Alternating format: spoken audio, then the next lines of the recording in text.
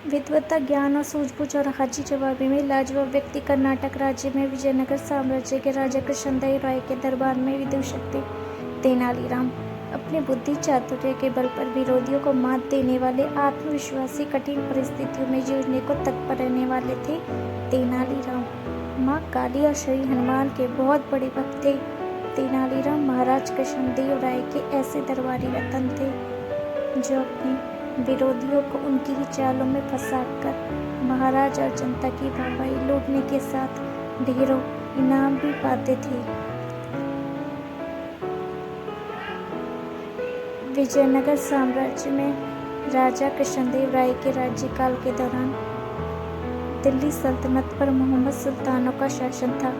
सुल्तान अत्यंत शक्तिशाली और पूरे उत्तर भारत का शासन करते थे। अब वे भारत के अन्य भागों पर भी कब्जा करना चाहते थे, खासतौर पर उन भागों पर जहाँ हिंदू राजा राज्य कर रहे थे। इसके लिए वे कोई भी तरीका अपना सकते थे। एक बार दिल्ली के सुल्तान ने राजा कृष्णदेव राय को परेशान करने के इरादे से उन्हें एक दूत द्वारा शादी में आमंत्रित आने का आमंत्रण भिजवाया। जब महाराज ने शादी का निमंत्रण पढ़ा तो वे हुए नहीं, पूरा दरबार ही बहुत चक्का रह गया।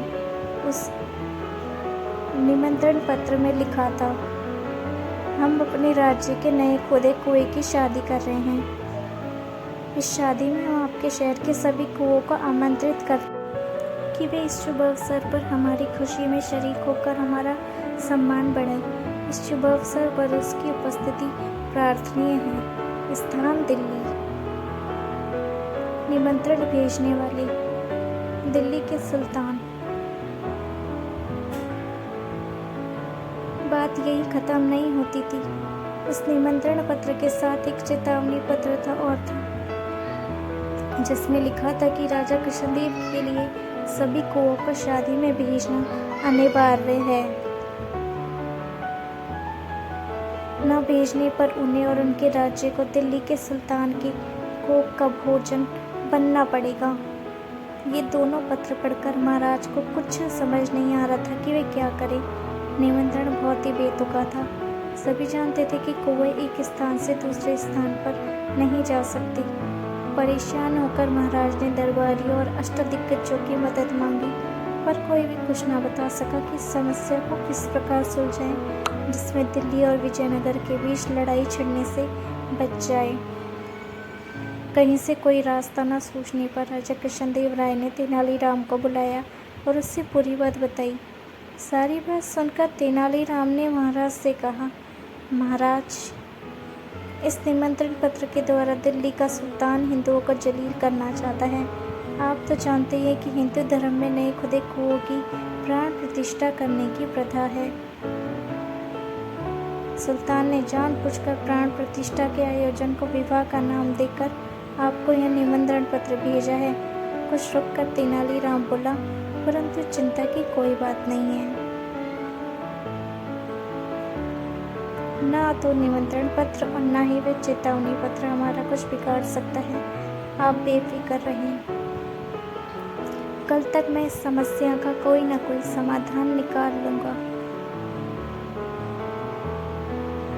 अगले दिन राज दरबार में दिल्ली के सुल्तान के दोनों पत्रों की चर्चा गर्म थी। सभी लोग परेशान थे और इस समस्या का हल अपनी अपनी समझ से निकालने की कोशिश कर रहे थे। राजा कृष्णदेव राय के आते ही सब चुप हो गए। जब महाराज राजगद्दी पर बैठ गए तो तेनालीराम खड़ा हुआ और बोला, महाराज, मैंने दिल्ली के सुल्तान के पास भेजने के लिए यह जवाब तैयार किया है। आप सब भी सुने।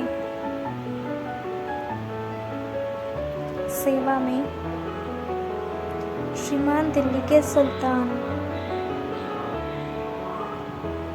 आपके द्वारा भेजे गए निमंत्रण का बहुत बहुत धन्यवाद। हम आपके कुएं की शादी की आपको बधाई देते हैं। हम तहे दिल से आपके शुक्रगुजार हैं कि आपने इस शुभ अवसर पर हमें याद किया और इसमें सम्मिलित होने के लिए आमंत्रित किया।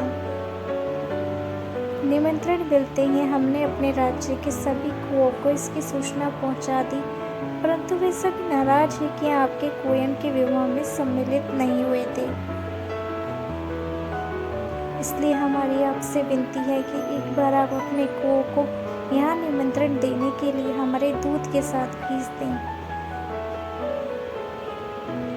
इस निमंत्रण के बाद हम आपको आश्वासन देते हैं कि हमारे कुएं आपके कुएं के विवाह में अवश्य आएंगे। हम भी उनके साथ दिल्ली अवश्य पधारेंगे। आशा है कि शीघ्र ही आपकी कुओं से भेंट होगी। धन्यवाद। श्री कृष्णदेव राय, महाराज अधिराज, विजयनगर साम्राज्य। पत्र का मसौदा सुनकर पूरा दरबार तालियों की गड़गड़ाहट से गूंज उठा। महाराज ने एक दूत के साथ यह संदेश पत्र दिल्ली के सुल्तान के पास भेज दिया। पत्र पढ़ते ही दिल्ली का सुल्तान चकरा गया और उसके मुंह से निकला, हम कुओं को तुम्हारे साथ कैसे भेज सकते हैं? दूत क्या जवाब देता? बेचारा चुपचाप सर झुकाए खड़ा रहा। सिर धुनते ही सुल्तान ने दूत को खाली हाथ वापस भेज दिया। अब उसने हिंदुओं को नीचा दिखाने या उनका मजाक उड़ाने का इरादा छोड़ दिया था।